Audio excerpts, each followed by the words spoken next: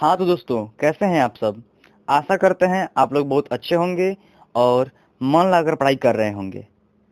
इसी तरह से पढ़ाई करते रहना है, ठीक है ना। और अब हम लोग प्रश्नावली 1.6 के प्रत्येक क्वेश्चन को एकदम मस्त स्टाइल में समझेंगे। और इससे पहले जितने भी प्रश्नावली थे, हम लोग प्रत्येक प्रश्नावली को एकदम बेहतरीन तरीके से समझ चुके हैं और उसको देख चुके हैं। पाठ समुच्चय के जितने भी टॉपिक थे सभी को हम लोग एकदम बढ़िया तरीके से देख लिए थे, समझ लिए थे। तो पहला जो प्रश्न है प्रश्नावली 1.6 के, वो यह कहता है कि यदि x और y दो ऐसे समुच्चय हैं कि समुच्चय x में जो अवयव हैं, या फिर इसको इंग्लिश में ऐसे बोलेंगे कि कार्डिनल नंबर ऑफ x। क्या कार्डिनल नंबर ऑफ x बोलते हैं। इस तरह से देखिए, ध्यान दीजिए इसको ऐसे, कार्डिनल नंबर ऑफ एक्स, इसको ऐसे हम लोग इसको इंग्लिश में पढ़ेंगे। या फिर समुच्चय एक्स के अवयव, इसको हम लोग कैसे पढ़ेंगे, तो समुच्चय जो है एक्स के अवयवों अवयवों के संख्या, ठीक है ना। इसको हम लोग ऐसे पढ़ेंगे, जो कि हमें दिया गया है 17, ठीक है। उसी तरह से समुच्चय y के जो अवयवों की संख्या है कुल 23 है ना। तथा समुच्चय x और समुच्चय y के सम्मिलन में जो कुल अवयव है कितना है, 38 है। हमें ये दिया गया है ना। तो पूछा क्या जा रहा है हमसे कि समुच्चय x और y के जो सर्वनिष्ठ समुच्चय है उसमें जो कुल अवयव है वो हमें ज्ञात करना है, बताना है, ठीक है। तो यहाँ पर एक जो हम आपको पहले ही सिद्ध करके बताए थे, दो फॉर्मूला जो कि इस पाठ में बहुत महत्वपूर्ण है ना। वो फॉर्मूला जिसमें से एक जो था कि किन्हीं दो समुच्चयों के लिए था कि उनके सम्मिलन में वो इस्तेमाल किया जाता है। जो कि फॉर्मूला था हमारा कि यदि यहाँ पर देखिए बात हो रही है कोई एक्स और वाई दो समुच्चयों की, है ना। तो यदि हम इन दो समुच्चयों के मध्य हम बात करें तो जो हमारा फॉर्मूला था क्या था, हमारा था कि समुच्चय एक्स और समुच्चय वाई के सम्मिलन जो होगा, ये हमारा जो समुच्चय है ये हमारा क्या होगा, बराबर होगा किसके, तो समुच्चय एक्स साथ में समुच्चय वाई दोनों के प्लस और माइनस समुच्चय एक्स और वाई के सर्वनिष्ठ के, है ना। ये हमने जाना था। इसको हम लोग सिर्फ समुच्चय के रूप में लिखा है। अब इसके हम क्या करते हैं, इसके हम अवयवों के रूप में इसको हम लिखेंगे। कैसे, तो समुच्चय एक्स और वाई के सम्मिलन में कुल अवयव जो होंगे वो बराबर होंगे समुच्चय एक्स के कुल अवयव, है ना, प्लस समुच्चय वाई के कुल अवयव और माइनस समुच्चय एक्स और वाई के सर्वनिष्ठ में कुल अवयव। इस तरह से हम लोगों ने इसको जाना था। तो इसी यदि फॉर्मूला आपको यह याद है, यदि आपको यह फॉर्मूला याद है तो आप इस क्वेश्चन को बस चुटकी भर में बना देंगे इसको।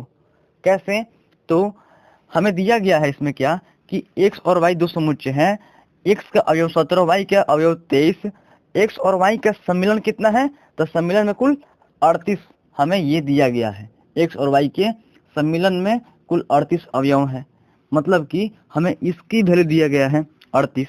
तो इसको हम यहाँ पर रख देंगे कितना, 38, है ना। ये बराबर हो जाएगा किसके, तो x में कुल जो अवयव है जो कितने हैं हमें दिए गए हैं 17, तो यहाँ पर 17 हम रख दिए, प्लस समुच्चय y में जो कुल अवयव हैं जो कि हमें 23 दिया गया है हम उसको यहाँ पर रख देंगे। फिर माइनस समुच्चय x और y के सर्वनिष्ठ में जो कुल अवयव होंगे, है ना, जो कि हमें निकालना ही है उसी को, ठीक है। तो इसको हम जस के तस यहाँ पर उसी तरह से रख देंगे कि x और y के सर्वनिष्ठ में कुल अवयव, है ना। अब ध्यान दीजिए यहाँ पर हमारा ये इस तरह से कुछ आ गया। अब इसमें हमको इसका वैल्यू ज्ञात करना है ना, इसका वैल्यू ज्ञात करना है। लेकिन इसका जब हम वैल्यू ज्ञात करेंगे, है ना, कि इस समुच्चय में कुल कितने अवयव हैं, तो हम सबसे पहले इसको पॉजिटिव करेंगे। मतलब कि जो हमें दिया गया है यहाँ पर निगेटिव में, इसका साइन इसको पॉजिटिव कर लेंगे। तो पॉजिटिव करने के लिए क्या करना पड़ेगा हम लोगों को, तो इसको हम इस वैल्यू को हम इस बराबर के साइन के इधर लाएंगे, है ना।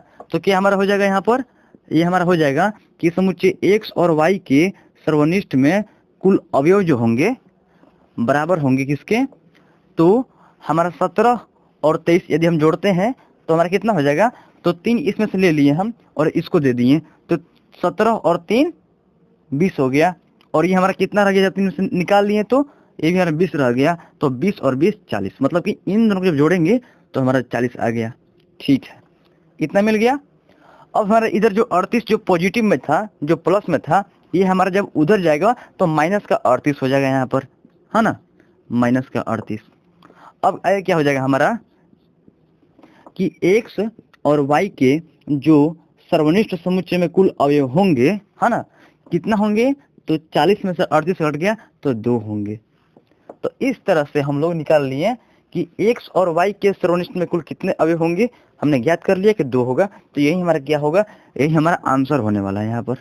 अब कुछ इसी प्रकार हमारा क्वेश्चन दूसरा भी है, कहता है कि यदि x और y दो ऐसे समुच्चय हैं कि x और y का जो सम्मिलन वाला जो समुच्चय है उसमें 18 अवयव हो, यदि हो, ठीक ना, और क्या यहाँ पर लिखा गया है कि x में 8 अवयव हो, यदि x में 8 अवयव हो, इसका मतलब यह हुआ, और y में 15 अवयव हो, तो इसका मतलब हुआ कि यदि समुच्चय y में 15 अवयव हो, ठीक है, तो x और y के सर्वनिष्ठ वाला जो समुच्चय होगा उसमें कितने अवयव होंगे, है ना, हमसे ये पूछा गया है।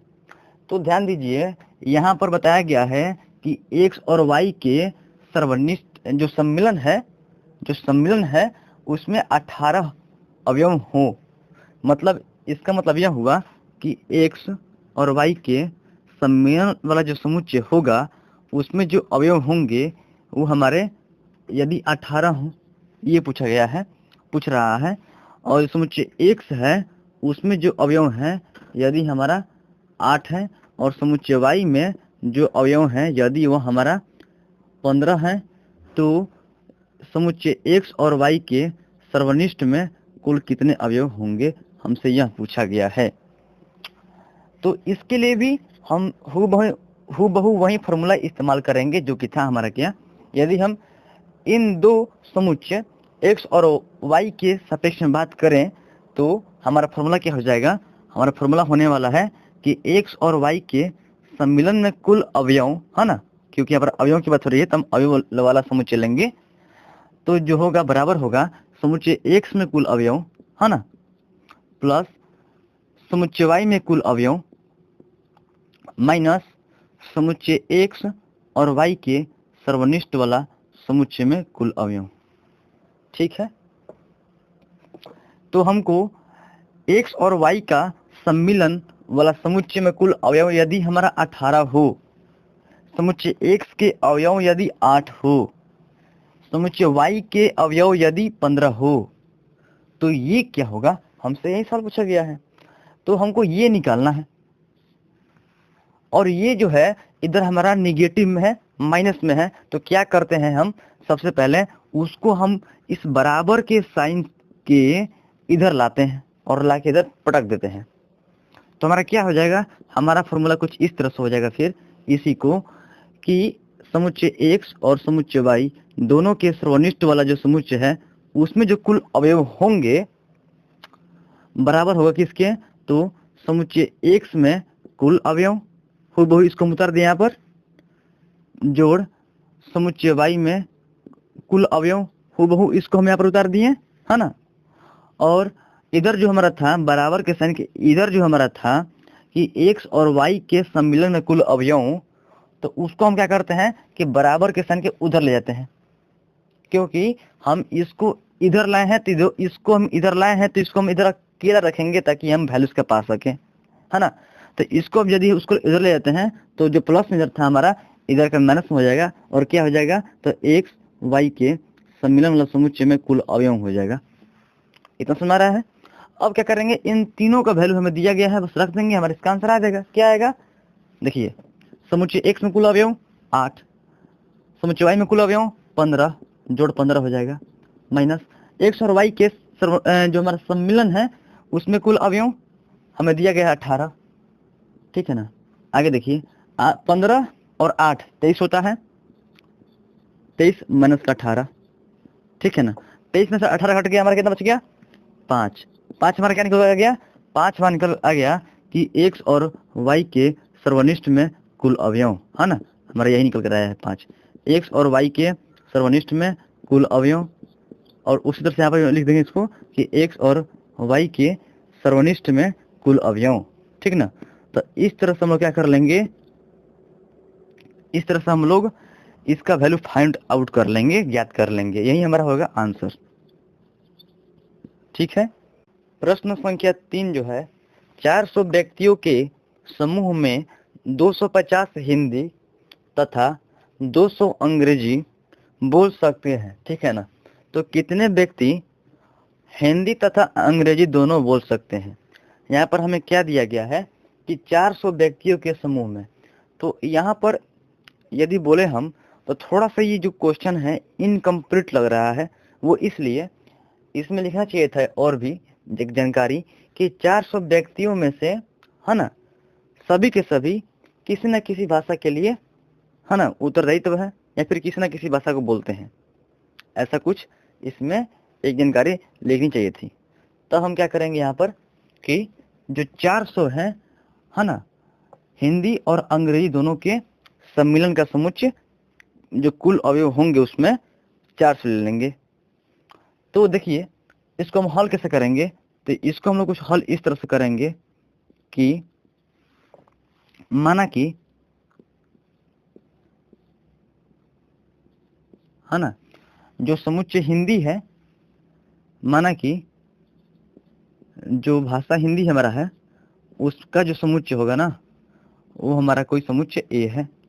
हिंदी जो है वो क्या है, समुच्चय ए है, ठीक है, हमने मान लिया। उसी तरह से हमने माना कि जो हमारा समुच्चय और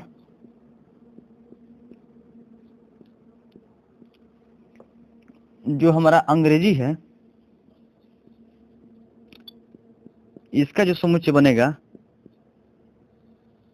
तो इसके लिए हम मान लेंगे कि हमारा जो समुच्चय वो क्या होगा,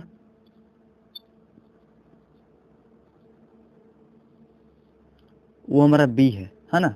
तो इस तरह से हमने इसको पहले मान लिया दोनों भाषाओं को कि हमारा हिंदी जो है समुच्चय ए है और अंग्रेजी जो है समुच्चय बी है, ठीक है।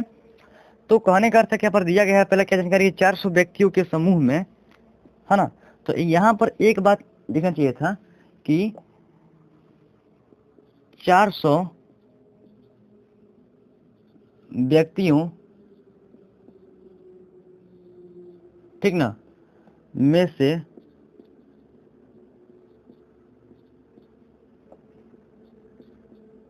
प्रत्येक व्यक्ति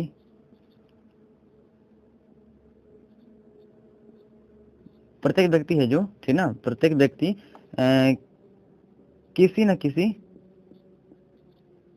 है ना, किसी न कोई ना कोई चाहिए कर सकते हैं, तो किसी न किसी भाषा को हिंदी और जो हमारा है अंग्रेजी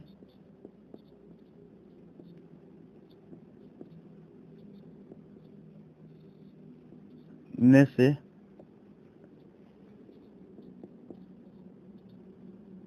बोलता ही है,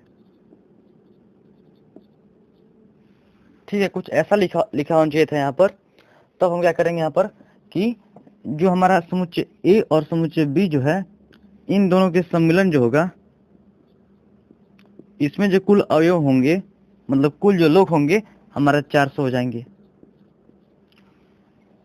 250 हिंदी बोलते हैं, यानी समुच्चय ए में कुल अवयव 250। 200 अंग्रेजी बोल सकते हैं, है ना, मतलब कि समुच्चय बी जो है उसमें जो कुल अवयव हैं वो 200 है।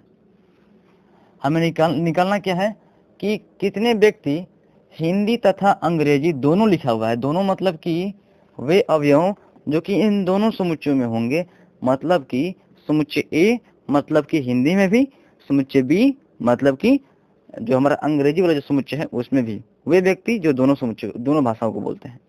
तो सर्वनिष्ठ हमारा हो जाएगा, मतलब कि ए और बी का सर्वनिष्ठ जो समुच्चय हमारा होगा उसमें जो कुल अवयव होंगे, कुल लोग जो होंगे उसको हमें निकालना है।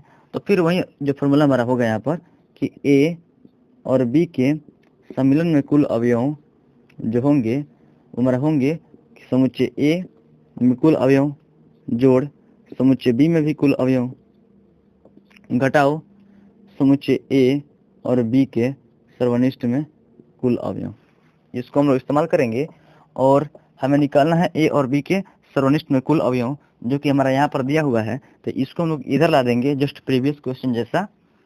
तो हमारा क्या हो जाएगा अगली स्टेप में कि वो जैसे ही इधर आएगा तो प्लस का हो जाएगा, इधर ए और बी के सर्वनिष्ठ में कुल अवयव बराबर जो समुच्चय ए है उसमें कुल अवयव और जो समुच्चय बी है उसमें कुल अवयव माइनस हो जाएगा, ये इधर जो प्लस में है इधर जाकर, तो ए और बी के सम्मिलन में कुल अवयव। इन तीनों का वैल्यू हमें ज्ञात है तो यहाँ पर रख देंगे, तो इसका वैल्यू अपने आप निकल कर हमारा आ जाएगा, जो कि क्या है समुच्चय ए और समुच्चय बी के सर्वनिष्ठ में कुल अवयव जो होगा। ए में जो है क्या दिया गया है 250 है ना, यानी 250 लोग हिंदी बोलते हैं। बी में जो है 200 लोग, मतलब कि 200 लोग हमारे समुच्चय बी में है, मतलब कि वे अंग्रेजी बोलते हैं। और समुच्चय ए और समुच्चय बी के सर्वनिष्ठ में निकालना है, और ए और बी के सम्मिलन में कुल कितने दिए गए हैं अवयव 400, मतलब कि 400 लोग यहाँ पर किसी न किसी भाषा को बोलते हैं। तो यहाँ पर देखिए इसका रिजल्ट क्या आएगा हमारा कि समुच्चय ए और बी के सर्वनिष्ठ में कुल अवयव, मतलब कि वे व्यक्ति जो दोनों भाषा को बोल सकते हैं उनकी संख्या क्या होगी, तो 250 और 200 हमारा 450 हो गया। 450 हमारा इसका रिजल्ट हो गया, ठीक ना।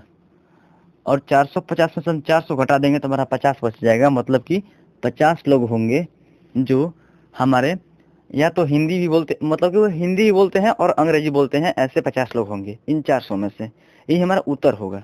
अब क्वेश्चन नंबर 4 देख लेते हैं। यदि एस और टी दो ऐसे समुच्चय हैं कि एस में 21, टी में 32 और एस टी के सर्वनिष्ठ जो समुच्चय होगा उसमें 11 अवयव हो, तो एस टी के जो हमारा सम्मिलन समुच्चय होगा उसमें कितने अवयव होंगे, है ना। तो यहाँ पर हमें जो दिया गया है कि एस में 21, मतलब कि जो हमारा इसका हल होगा कुछ इस तरह से होगा कि जो हमारा एस जो है समुच्चय इसमें जो अवयव दिए गए हैं 21 दिए गए हैं, और जो हमारा समुच्चय टी है इसमें जो अवयव दिए गए हैं कितने हैं, तो 32 हमें दिए गए हैं अवयव। एस टी के सम्मिलन में जो अवयव दिए गए हैं हमें कितने दिए गए हैं, सम्मिलन नहीं है, क्या है हमारा सर्वनिष्ठ है, तो इसमें हमें 11 अवयव दिए गए हैं, मतलब 11 ये ऐसे अवयव होंगे जो एस में भी होंगे टी में भी होंगे, ठीक ना। तो हमें निकालना है कि एस और टी के सम्मिलन में कुल कितने अवयव होंगे, मतलब कितने अवयव होंगे किसमें, एस और टी के सम्मिलन में, यही हमें फाइंड आउट करना है इसमें। तो हमारा सिंपल सा जो फॉर्मूला होगा यहाँ पर कुछ इस तरह से हो जाएगा, एस और टी के इन दोनों समुच्चय के सापेक्ष में कि एस टी के सम्मिलन में जो कुल अवयव होंगे बराबर होंगे समुच्चय एस के अवयव जोड़ फिर टी के अवयव फिर इस पर माइनस एस टी के सम्मिलन के अवयव। अब देखिए हमें इसी को निकालना है, एस टी के सम्मिलन में कुल अवयव, हाँ। तो बाकी जितने भी हैं उसके वैल्यू हम रख देंगे क्योंकि हमें ज्ञात है, तो हमारा इसका वैल्यू निकल जाएगा। तो देखिए क्या हो जाएगा, कुछ इस तरह से हो जाएगा कि एस टी के सम्मिलन में कुल अवयव जो होगा, एस में कुल कितने हैं, तो 21 है ना, टी में हमारे 32 है, दोनों के सर्वनिष्ठ में हमारा 11 है। अब देखिए एस और टी के सम्मिलन में जो कुल अवयव अब होगा कितना आ जा रहा है यहाँ पर, तो 21 और 32 हमारा कितना होता है, तो 30 20 50 है ना, और 2 52 और 1 53 होता है। और 53 में जब 11 घट जाएगा हमारा तो कितना बच जाएगा 42 यानी 42।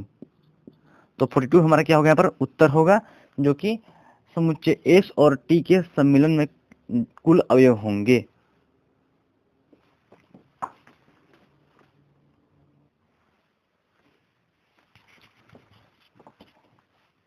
अब क्वेश्चन नंबर 5 जो है, यदि x और y दो ऐसे समुच्चय हैं कि x में 40, xy के सम्मिलन में 60, xy के सर्वनिष्ठ में 10 अवयव हो, तो y में कितने अवयव होंगे, है ना। तो देखिए यहाँ पर दो जो समुच्चय x और y है इनके सापेक्ष में बात हो रही है, ठीक ना। तो यहाँ पर x में 40 अवयव हो यदि हो, है ना, तो x में जो कुल अवयव कितने हो जाएंगे यहाँ पर 40। x मानते हैं हमारा समुच्चय जो है इसमें 40, ये हम यहाँ पर हल कर रहे हैं इसको।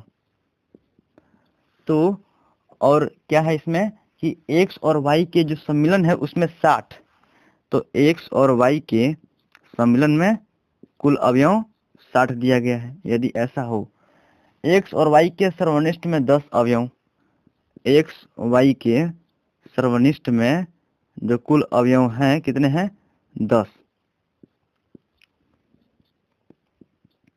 ठीक है ना। तो y में कितने अवयव होंगे, मतलब कि y में कुल कितने अवयव होंगे हमें ये ज्ञात करना है।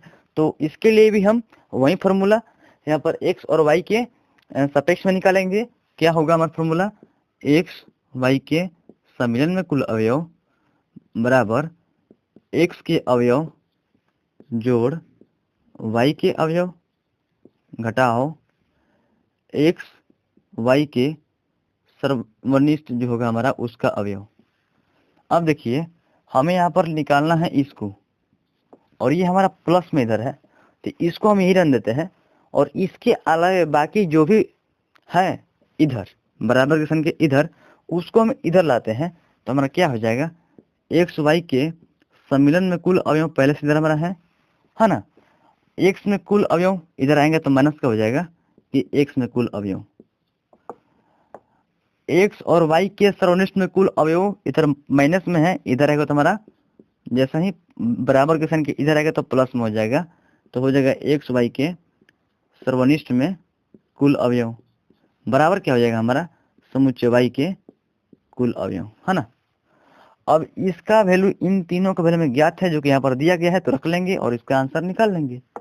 तो हमारा क्या हो जाएगा, ध्यान दीजिएगा, एक्स और वाई के सम्मिलन में कुल अवयव 60 है ना, एक्स में कुल अवयव 40 है ना, और एक्स वाई के जो सर्वनिष्ठ है उसमें 10 अवयव दिए गए हैं, यहाँ पर हम लोग रख दिए। तो हमारा क्या निकल आ जाएगा, समुच्चय वाई में कुल अवयव।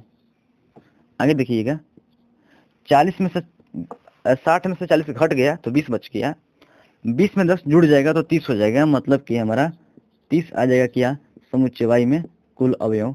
इसको हम लोग ऐसे भी लिख सकते हैं, उसको इधर लाते हैं और इसको उधर ला जाते हैं, तो समुच्चय वाई में कुल अवयव जो होंगे हमारे 30 हो जाएंगे, और यही हमारा यहाँ पर आंसर हो जाएगा। अब प्रश्न संख्या हमारा 6 है कि 70 व्यक्तियों के समूह में 37 कॉफी 52 चाय पसंद करते हैं, है ना, और प्रत्येक व्यक्ति दोनों में से कम एक पेय पसंद करता है, तो कितने व्यक्ति कॉफी और चाय दोनों को पसंद करते हैं, है ना। तो यहाँ पर देखिए एक महत्वपूर्ण बात है यहाँ पर कि यहाँ से लेकर, है ना, यहाँ तक कि प्रत्येक व्यक्ति दोनों में से, मतलब चाय और कॉफी दोनों में से कम एक पेय पसंद करता है ना। पेय क्या होता है, तो पेय मतलब कि हम लोग इसको इंग्लिश में बोलते हैं, क्या बोलते हैं, बिवरेज बोलते हैं, इंग्लिश में बोलते हैं बिवरेज, मतलब कोई पसंदीदा लिक्विड, है ना।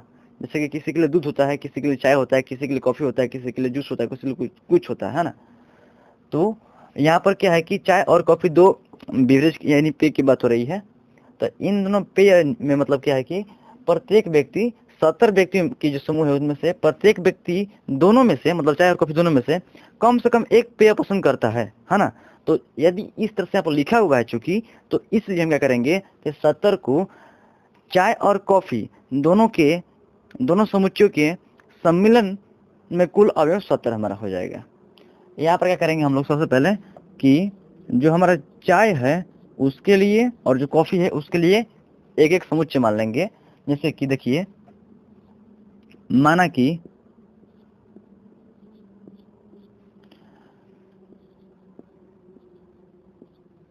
चाय का जो हमारा समुच्चय होगा, है ना, वो क्या है, ए है। और उसी तरह से हमारा क्या हो जाएगा, जो हमारा कॉफी होगा उसका जो समुच्चय होगा हमारा बी हो गया, इसे मान लिए। तो यहाँ पर क्या लिखा गया है कि 37 जो लोग हैं कॉफी पसंद करते हैं और 52 जो है हमारा चाय पसंद करते हैं। यानी तो कॉफी के लिए हमने माना है बी, यानी बी में कुल अवयव 37। फिर चाय में जो कि हमने ए माना है उसमें कुल अवयव 52। ठीक है। और प्रत्येक व्यक्ति दोनों में से कम एक पेय पसंद करता है, मतलब कि सभी के सभी व्यक्ति इसमें सम्मिलित हैं। इसीलिए हम समुच्चय बी और ए दोनों के सम्मिलन जो होगा हमारा 70 हो जाएगा, या फिर ए बी के सम्मिलन में जो कुल अवयव होगा 70 हो जाएगा, ले लेंगे इसको। यदि यहाँ बात नहीं लिखा होता कि प्रत्येक व्यक्ति में से कम एक पेय पसंद करता है, तो हम क्या करते हैं कि 70 को हम एक सर्वात्रिक समुच्चय मान लिए होते। लेकिन लिखा हुआ है तो नहीं मानेंगे, सम्मिलन समुच्चय मानेंगे दोनों समुच्चयों का। इतना समझ में आ गया। निकालना क्या है, कितने व्यक्ति कॉफी चाय दोनों को पसंद करते हैं, मतलब कि समुच्चय ए और बी के सर्वनिष्ठ वाला समुच्चय में कुल अवयव ज्ञात करना है हमें, है ना। कितने व्यक्ति जो है कि चाय पसंद करते हैं, कॉफी पसंद करते हैं, दोनों के समुच्चयों में वे व्यक्ति जो है अवयव हैं, तो दोनों समुच्चयों के सर्वनिष्ठ होगा, तो हमें ज्ञात करना है। तो हमारा जो फॉर्मूला होता है दो समुच्चयों के सर्वनिष्ठ वाले ज्ञात करने के लिए, जो कि इन सभी से बने होते हैं, वो क्या होता है, क्योंकि यहाँ पर दो समुच्चय ए और बी हैं, तो इनके सापेक्ष हमारा क्या होगा फॉर्मूला कि ए बी के सम्मिलन में कुल अवयव में क्या होगा कि जो हमारा ए होगा उसके अवयव जुड़ जाएगा बी के अवयव से और घट जाएगा किसका, तो ए बी के जो हमारा होगा सर्वनिष्ठ उसका अवयव। अब ध्यान दीजिए, यहाँ पर हमें ये ज्ञात है, ये ज्ञात है, ये ज्ञात है, ये निकालना है। मतलब कि ये जो माइनस में इसको इधर लाएंगे तो हमारा कितना हो जाएगा, हमारा प्लस में हो जाएगा। क्या हो जाएगा कि ए बी के सर्वनिष्ठ में जो कुल अवयव होगा वो क्या हो जाएगा, तो ये हमारा जो है इधर प्लस में है ना, इधर जाएगा तो माइनस में हो जाएगा। तो इसको हम बाद में रखते हैं, पहले इन रख लेते हैं यहाँ पर। तो ए में कुल अवयव, बी में कुल अवयव, माइनस हो जाएगा ये जगह इधर, तो ए बी के सम्मिलन में कुल अवयव। अब देखिए हमें ये ज्ञात करना है, हो जाएगा हमारा। जैसे ही इन तीनों के वैल्यू पुट करेंगे, रख देंगे यहाँ पर। ए में कितने अवयव हैं, ए में हमारा 52 है, बी में 37 है, ए बी के सम्मिलन में 70 है। तो हमारा क्या हो जाएगा, ए में 52 है ना, बी में 37 है और दोनों के सम्मिलन में 70 है। और निकल के जाएगा हमारा ए बी के सर्वनिष्ठ में कुल अवयव निकल जाएगा। क्या, ए बी के सर्वनिष्ठ में कुल अवयव। अब कितना हो गया, इन दोनों को यदि आप जोड़ें तो 50 और 30 है ना, 80 हो गया यहाँ से। फिर 7 और 9 89 हो गया। 89 में से 70 घट गया, हमारा 19 बच गया। हमारा इस तरह से 19 आ गया। 19 क्या है, उन लोगों की संख्या है जो चाय और कॉफी दोनों को पसंद करते हैं। कितने व्यक्ति कॉफी चाय दोनों को पसंद करते हैं, तो 19 व्यक्ति कॉफी और चाय दोनों को पसंद करते हैं, हमारा उत्तर हो जाएगा। ठीक है। अब प्रश्न संख्या 7 जो है कि 65 व्यक्तियों के समूह में 40 व्यक्ति क्रिकेट, 10 व्यक्ति क्रिकेट तथा टेनिस दोनों को पसंद करते हैं, है ना। तो कितने व्यक्ति टेनिस को पसंद करते हैं किंतु क्रिकेट को नहीं, ये पहला सवाल हुआ। कितने व्यक्ति टेनिस को पसंद करते हैं, ये हमारा दूसरा सवाल हुआ। इसमें एक बात को ध्यान रखना है हम लोगों को कि सबसे पहले हम लोगों को दूसरा सवाल जो है उसका उत्तर हमारा निकलेगा, उसके बाद पहला सवाल का उत्तर निकलेगा। ऐसा क्यों, अभी आप लोगों को समझ में आ जाएगा। देखिए 35 व्यक्तियों के समूह में, है ना, कितना, 65। लेकिन यहाँ पर देखिए इस क्वेश्चन में थोड़ा सा कह सकते हैं कि ये अधूरा क्वेश्चन है, पूर्ण रूप से ये क्वेश्चन नहीं दिया गया है किताब में। एनसीईआरटी जो किताब है उसमें पूर्ण रूप से ये क्वेश्चन नहीं दिया गया है।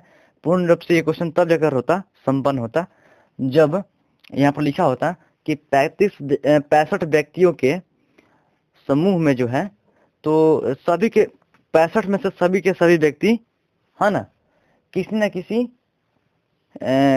खेल को, मतलब कि क्रिकेट या फिर जो टेनिस है, किसी न किसी खेल को खेलते हैं। यदि ऐसा लिखा होता तब क्या हो जाएगा कि 65 जो हमारा व्यक्ति है, 65 व्यक्तियों में से, है ना,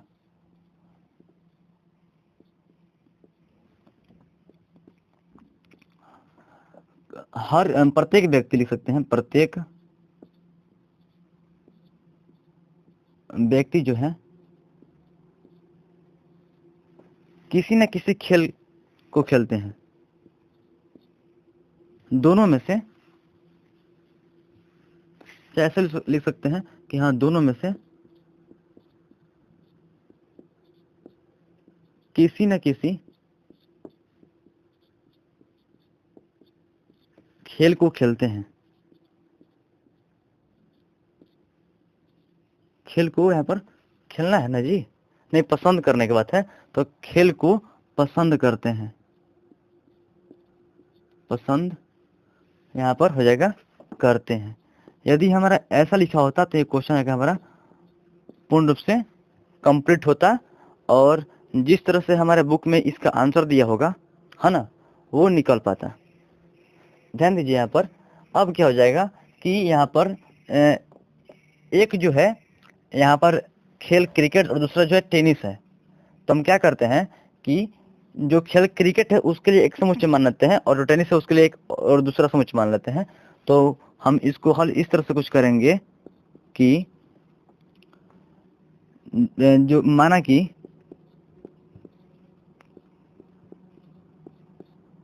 क्रिकेट जो है ना, क्रिकेट का जो समुच्चय होगा,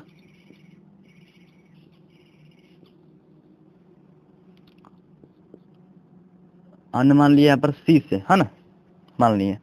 और उसी तरह से क्या हो जाएगा, टेनिस है जो, और दूसरा खेल क्या है हमारा, टेनिस है। तो टेनिस के लिए हम दूसरा समुच्चय मान लेंगे क्या, टी से मान लिया, टी से टेनिस, टी से मान लिया इसका समुच्चय भी, ठीक है ना, कोई बात नहीं, ऐसे ही मान सकते हैं, है ना।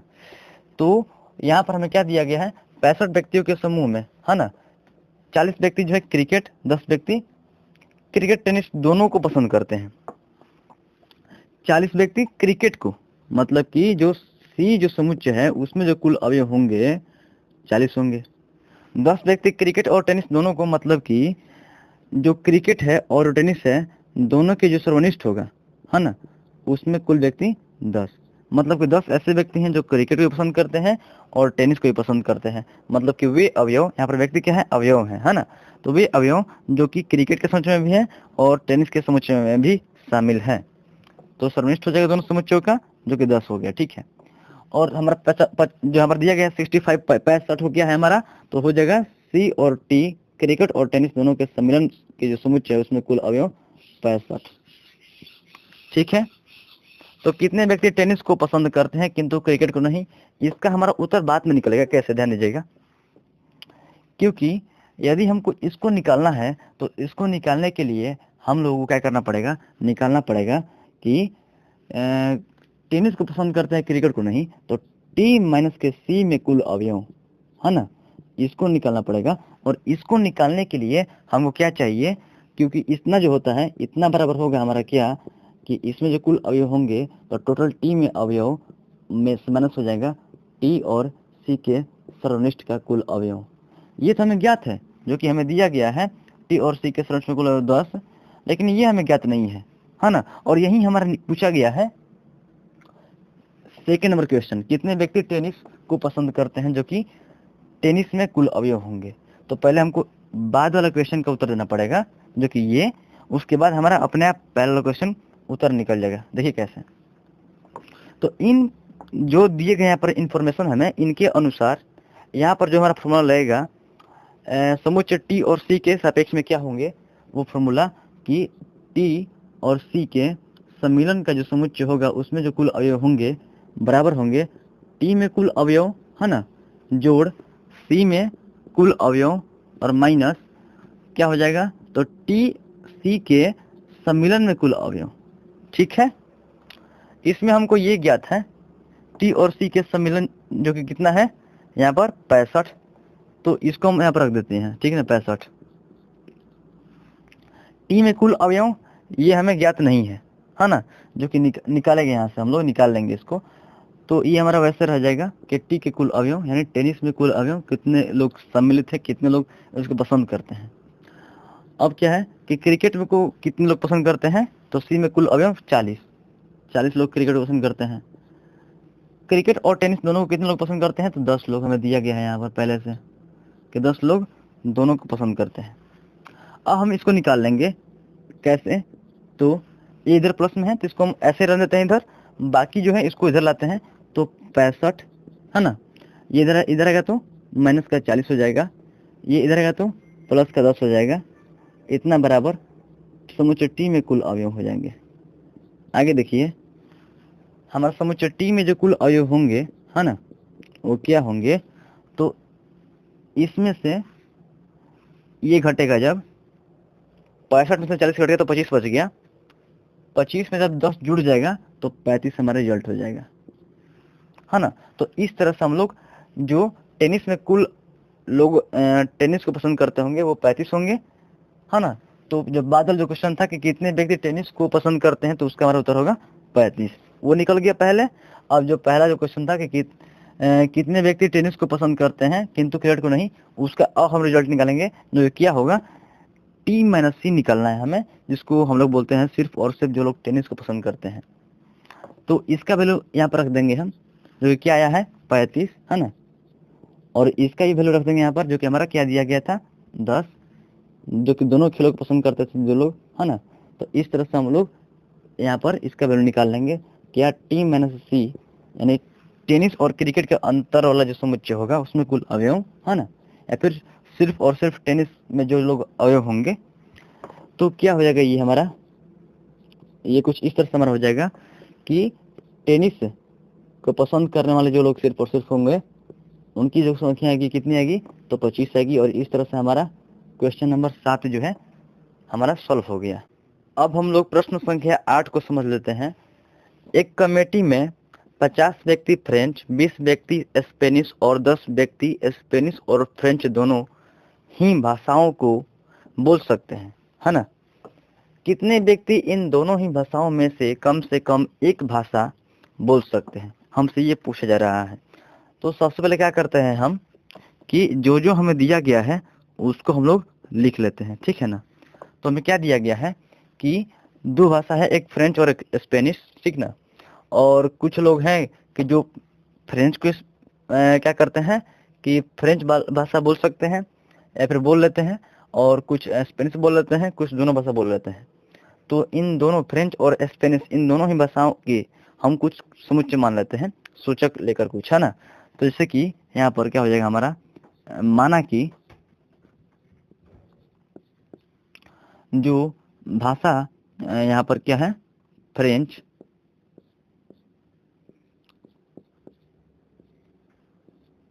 ठीक है ना। तो फ्रेंच जो भाषा है हमारा, है ना, तो इसके लिए जो समुच्चय है फ्रेंच भाषा का जो समुच्चय है ना,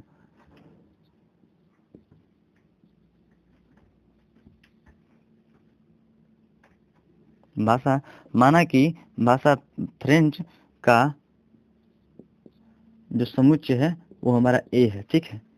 और इसी तरह से हमारा जो हो जाएगा भाषा स्पेनिश का, है ना, समुच्चय, वो हमने मान लिया हमारा समुच्चय बी हो गया, ठीक है। तो यहाँ पर क्या करना है हम लोगों को कि दिया गया है कि 50 व्यक्ति फ्रेंच भाषा बोल सकते हैं, है ना। तो फ्रेंच जो है उसके लिए हमने माना है समुच्चय ए, है ना। तो ए जो माना है तो इसमें कुल अवयव यानी जो लोग होंगे जो कि फ्रेंच भाषा बोल सकते हैं 50 हो जाएंगे। उसी तरह से 20 व्यक्ति स्पेनिश भाषा बोल सकते हैं, यानी समुच्चय बी जो लिया है स्पेनिश भाषा के लिए, उसमें जो कुल लोग होंगे जो कि स्पेनिश भाषा बोल लेते हैं और बोल सकते हैं, वो कितने होंगे 20। 10 व्यक्ति स्पेनिश और फ्रेंच दोनों ही भाषाओं को बोल सकते हैं, मतलब कि ये 10 ऐसे व्यक्ति हैं जो कि स्पेनिश की भाषा बोल लेते हैं, फ्रेंच की भाषा बोल लेते हैं। मतलब कि स्पेनिश का जो समुच्चय होगा, फ्रेंच का जो समुच्चय होगा, इन दोनों समुच्चयों में ये सम्मिलित है। मतलब क्या होंगे, ये ऐसे अवयव होंगे जो कि दोनों समुच्चयों में है, जो कि क्या होंगे, दोनों समुच्चयों के सर्वनिष्ठ वाला समुच्चय होगा। यानी ए और बी के सर्वनिष्ठ में जो कुल अवयव होंगे, जो कुल लोग होंगे जो दोनों ही भाषा को बोल लेते हैं, वो कितने होंगे 10। इस तरह से हमें दिया गया है। पूछा जा रहा है कितने व्यक्ति इन दोनों ही भाषाओं में से, कौन कौन, स्पेनिश और फ्रेंच, कम से कम एक भाषा बोल सकते हैं। तो यहाँ पर जो शब्द आया है कम से कम, इस पर ध्यान दीजिए, क्या इसका मतलब क्या हुआ। मतलब कि कितने व्यक्ति कम से कम एक भाषा बोल लेते हैं इन दोनों में से, है ना। तो कम से कम का मतलब क्या हुआ, जैसे कि कम से कम का मतलब यह हुआ कि वो व्यक्ति या तो कोई एक भाषा बोल ही ले या तो कुछ दोनों भाषा बोल ले। इसका मतलब यह हुआ, जैसे कि यदि हम आपसे बोलें कि आप मेरे को एक कलम दीजिए, है ना, तो आप मेरे को एक कलम देंगे, ठीक है, ये अलग बात होगा। यदि हम आपसे बोले कि कम से कम आप मेरे को एक कलम दीजिए, ठीक है ना, कम से कम एक कलम नहीं छोड़िए 5 दीजिए, कम से कम आप मेरे को 5 कलम दीजिए, ठीक है, ऐसा बोला हमने, तो आप मेरे को 5 कलम देंगे तो हम ले लेंगे, ठीक है, क्योंकि हमने ऐसा बोला है कि कम से कम हमको 5 चाहिए, उससे कम नहीं चाहिए हमको। इसका मतलब यह हुआ, यदि आप मेरे को 4 देंगे, 3 देंगे, 2 देंगे कलम या फिर 1 देंगे कलम, हम नहीं लेंगे। आप मेरे को 5 से अधिक देंगे तो हम ले लेंगे, 6, 7, 8, 9, 10 देंगे, जितना कलम तो हम ले लेंगे। 5 से अधिक देंगे तो, अगर 5 देंगे तो, लेकिन उससे कम देंगे तो हम नहीं लेंगे, क्योंकि हमने बोला है कम से कम हमको 5 कलम चाहिए, उससे कम तो चाहिए ही नहीं। इसका मतलब यह हुआ कम से कम 5 कलम, 5 से अधिक रहेगा चलेगा, 5 से कम हो गया नहीं चलेगा। इसका मतलब यह हो गया, ठीक है। इसका मतलब कि कम से कम एक भाषा बोल सकते हैं कितने लोग, मतलब कि एक तो कम से कम होना ही चाहिए, 2 होंगे मन 2 भाषा बोल रहे होंगे तो भी चलेगा, लेकिन ऐसा लोग नहीं चलेंगे जिनको कोई भाषा ही नहीं आता है दोनों में से, है ना। इसका मतलब यह होगा, यदि ऐसा बोला होता कि अधिक से अधिक, है ना, एक मान लीजिए 5, मान लीजिए हम बोले आपसे कि आप मेरे को अधिक से अधिक 8 कलम दीजिए, तो आप मेरे को 8 कलम देंगे हम ले लेंगे, आप मेरे को 7 कलम देंगे हम ले लेंगे, आप मेरे को 9 कलम देंगे तो नहीं लेंगे, क्योंकि हमने बोला है कि हमको अधिक से अधिक कितना चाहिए कलम, 8। आप मेरे को 9 दे रहे हैं, तो मैंने बोला कि हमको अधिक से अधिक आप मेरे को 8 दे सकते हैं, 9 नहीं देंगे। फिर आप मेरे को 8 से कम दे देंगे चलेगा, क्योंकि उन्होंने अधिक से अधिक बोला है, उससे कम चलेगा, उससे अधिक नहीं चलेगा यहाँ पर, है ना। तो इसी तरह से यहाँ पर कम से कम बोला गया है, मतलब कि जितना बोला गया है वो चलेगा या उससे अधिक चलेगा, उससे कम नहीं चलेगा, है ना। तो यहाँ पर क्या हो गया कि जो भाषा हमारा एक है फ्रेंच और दूसरा जो है स्पेनिश, मतलब कि वे लोग जिनको स्पेनिश आता है वो भी चलेंगे, एक भाषा जो कि स्पेनिश है वो भी चलेंगे, वे लोग जिनको एक कोई भाषा मान लीजिए कि फ्रेंच आता है तो वो भी चलेंगे, इसमें लिए जाएंगे, है ना। या फिर दोनों वे लोग जिनको दोनों भाषा आता है वो भी इसमें लिए जाएंगे, ठीक है। तो तीनों तरह के लोग, है ना, तीनों तरह के लोग ले जाएंगे। यदि हम बात करें फ्रेंच वाले के, तो देखिए यदि हम क्या करते हैं कि आयत के अंदर कुछ इस तरह से एफ का बनाते हैं गोला हम लोग वृत्त, है ना, और कुछ ये इस तरह से होता है, ये जो होता है दोनों में होता है, किसमें, एफ और एस दोनों वृत्तों में होता है। तो देखिए ये जो है, ये जो अभी यहाँ पर सिर्फ और सिर्फ आएंगे वो क्या होंगे कि ये ऐसे लोग होंगे जिनको सिर्फ और सिर्फ फ्रेंच भाषा आती होगी, तो वे उनको क्या होंगे कि कम से कम एक भाषा तो उनको आ रहा है फ्रेंच, तो वो भी इसमें लिए जाएंगे, है ना।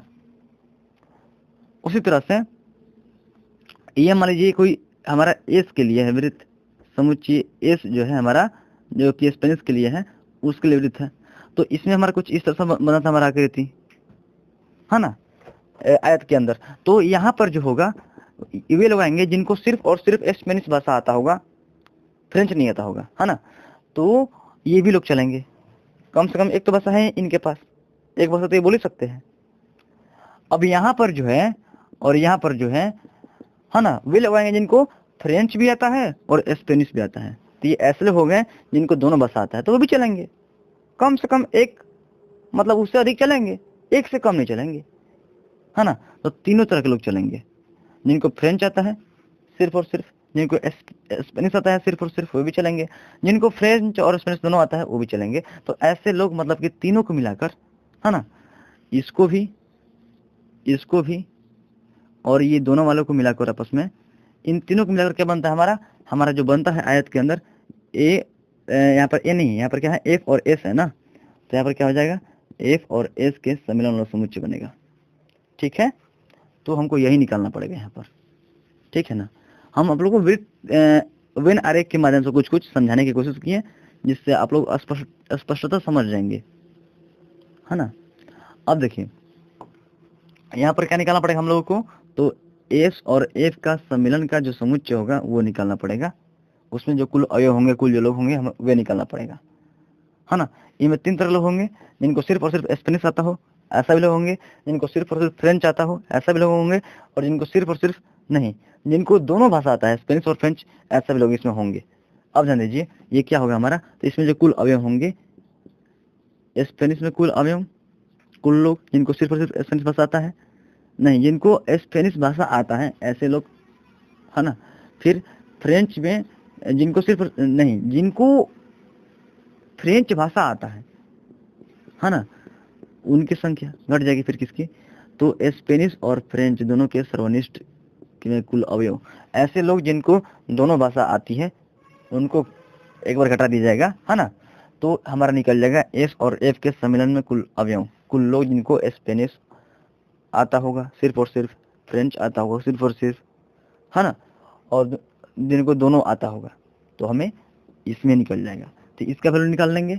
देखिए यहाँ पर क्या है कि हम लोग ए और बी माने है ना, तो यहाँ पर स्पेनिश और फ्रेंच नहीं लेंगे, क्या करते हैं हम एस और एफ नहीं लेते हैं, ए बी लेते हैं। मतलब कि ए बी के सम्मिलन में कुल अवयव जो होंगे बराबर होंगे ए के कुल अवयव, है ना, जोड़ बी के कुल अवयव माइनस ए और बी के सर्वनिष्ठ के कुल अवयव। अब तो समझ लीजिए इसमें वे लोग होंगे जिनको क्या है कि ये जो भाषा है जो क्या हमारा है फ्रेंच के लिए है, जिनको सिर्फ और जिनको फ्रेंच बोलना आता है वो भी इसमें होंगे, जिनको स्पेनिश बोलने आता है वो भी इसमें होंगे, जिनको दोनों भाषा आता है बोलने वो भी इसमें होंगे। तो ये इन तीनों के वैल्यू यहाँ पर रख देंगे हम, तो ये निकल कर हमारा आ जाएगा। तो ये जो है फ्रेंच भाषा जिनको आता है कितने लोग हैं, 50 हैं। जिनको स्पेनिश आता है ऐसे 20 हैं। जिनको दोनों बोलने आता है ऐसे लोग हमारे 10 हैं। तो रख लेते हैं यहाँ पर, तो 50 जोड़ 20 और माइनस का 10 कितना हो जाएगा, 50 और 20 70 में से 10 घट गया 60। तो कहने का अर्थ है 60 लोग ही होंगे जिनको कम से कम एक भाषा बोलने आता है। और हमारे यहाँ पर इस तरह से इन दोनों भाषाओं का सम्मिलन वाला समुच्चय भी निकल गया जो कि 60 है। तो हमारा उत्तर क्या हो जाएगा यहाँ पर कि 60 व्यक्ति इन दोनों ही भाषाओं में से कम एक भाषा बोल सकते हैं, यही इसका उत्तर होगा। तो इस तरह से हम लोग प्रश्नावली 1.6 के प्रश्न संख्या 1 से लेकर 8 तक सभी प्रश्न को एकदम अच्छे तरीके से हम लोग समझ लिए, है ना। और इससे पहले के जितने प्रश्नावली के क्वेश्चन थे और साथ में जितने भी पाठ समुच्चय के टॉपिक थे उसको हम लोग एकदम बेहतरीन तरीके से समझ लिए थे, है ना। और अगले हमारा जो सेशन होगा उसमें क्या करेंगे हम लोग, जो विविध प्रश्नावली है उसके प्रत्येक क्वेश्चन को एकदम मतलब कि डिटेल में समझेंगे और उसको हल करेंगे। ठीक है, धन्यवाद।